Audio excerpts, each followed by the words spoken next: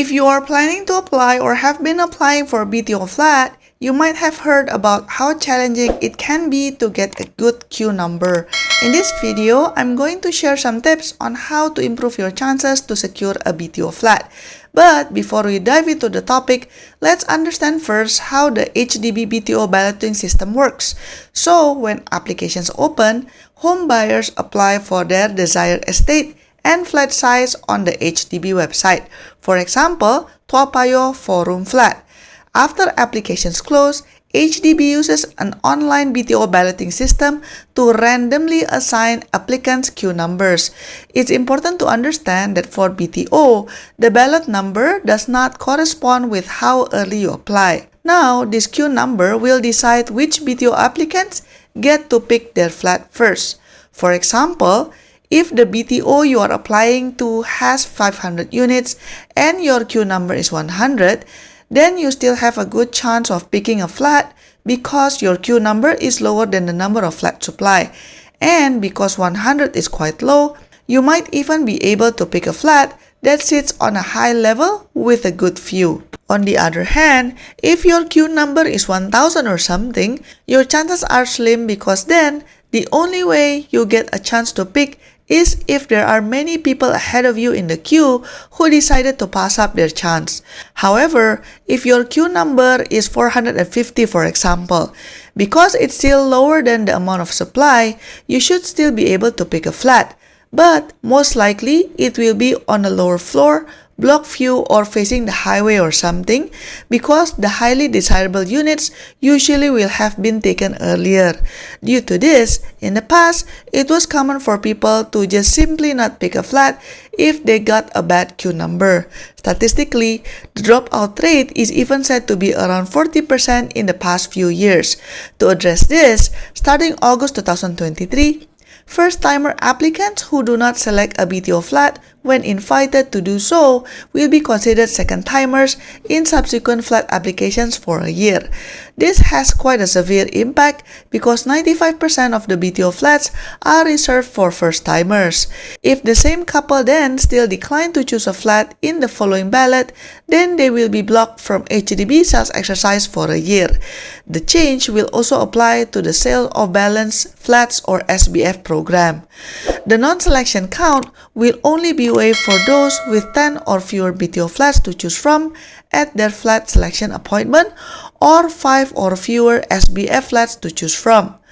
Okay, so now back to the main question. How to increase your chances when applying for BTO? Tip number 1 would be to select a non-mature estate. Statistically, non-mature estates tend to have fewer applicants. For example, if we look at the May 2021 BTO exercise, for every 4-room unit in Bukit Merah, there are more than 49 applicants keen on it. On the other hand, for a 4-room unit flat in Tengah, the application rate is less than 4 per unit. So, there is a very big difference in terms of interest between mature and non-mature areas. If you are worried about the smaller potential profit that you can get if you sell your BTO flat in non-mature areas, well, it's true that statistically, you will get more profit from flipping BTO in a mature estate. But then, until when can you wait for the perfect flat? This is something that only you can answer. But statistically, if your main intent is to flip after MOP, at least we can see that even newly MOP HDB on non-mature estates are still highly sought after as long as it's not facing the dumpster or something like that. Tip number 2 is to stay near or with your parents. Another trick to improve your chances is by applying for a project that is within 4 kilometers of the HDB flat or private residential property that your parents are living in via the Married Child Priority Scheme or MCPS. This is because up to 30% of flats are reserved for first-timer families that apply under this scheme. You can measure the distance based on the block in the project that is nearest to your parents' address. Note that if you do this, then your parents must continue to live within 4 kilometers of your new flat throughout the MOP. On the other hand, if your parents are included in your flat application, then they must continue to live with you throughout the MOP. The third tip would be becoming neighbors with your parents. If your parents are looking to get a new flat, or if you would like to stay near your parents within the same state, you can apply for 2 flats in a BTO project through a joint application with your parents. The scheme is called Multi-Generation Priority Scheme or MGPS. This is only possible if the BTO project offers 2-room flexi or 3-room flats. If successfully balloted, both parents and the married child will have the opportunity to choose flats on the same floor or elsewhere within the BTO project from a pool of pre-identified flats. You will receive 3 queue numbers, 1 queue number under the MGPS where both households can choose their flats together, and then another 2 queue numbers under the public scheme. Choose a flat as a public applicant. You can decide if you want to book the flats jointly under the MGPS or as public applicants depending on the ballot results.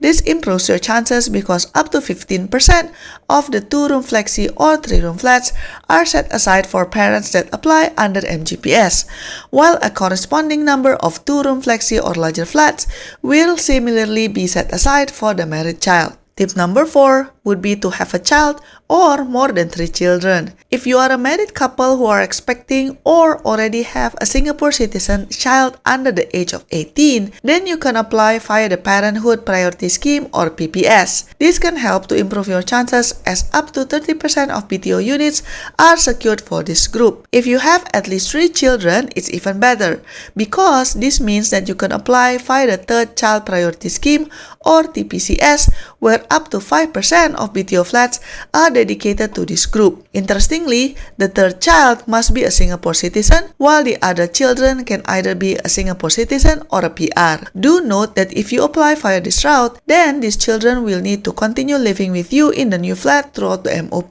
The 5th tip would be to rent from HDB first. The next tip is rarely discussed, but there is this scheme called Tenants Priority Scheme or TPS. This applies to families that have been living in an HDB public rental flat for at least 2 years. It can increase your chances because up to 10% of 2-room flexi and 3-room BTO units are set aside for those applying under this scheme. The downside is, the scheme is not eligible for bigger size flats such as 4-room or 5-room. The next tip is to apply for a smaller flat. Most people apply for 4-room or 5-room flats. Hence, if you want less competition, one of the things that you can do is to apply for a smaller flat because they typically see a lower demand. You might ask, does contacting an MP or doing some grassroots volunteering work helps? Well, if you go to the HDB website, it's not stated that such a thing will help. But if you go to online forums, every now and then you will see someone stating that this will help to boost your BTO chances. I cannot confirm such an approach, but if you have been repeatedly tried to apply for a BTO and still haven't been successful, well, there's no harm in at least consulting with your MP just in case the urban legend is true. Don't forget to like and subscribe, and I'll see you in my next video. Bye bye!